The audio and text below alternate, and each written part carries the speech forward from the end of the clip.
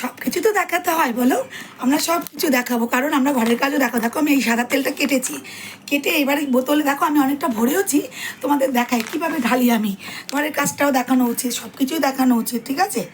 এই দেখো আমি এইরকমভাবে ঢালি, কতটা উঁচুর দিকে ঢালছি, কেউ ভয় পাবে না, এইভাবে করবে দেখবে সব ঠিকভাবে করতে পারবে। পুরো তেলটাকে আমি এইরকমভাবে ঢেলে দেবো, দেখো দেখতে পাচ্ছ তোমরা, এইভাবে করবে বন্ধুরা, ঠিক আছে। দেখো আমাদের ঘরের কাজ করেই তো আমাদের সব কিছু করতে হয়।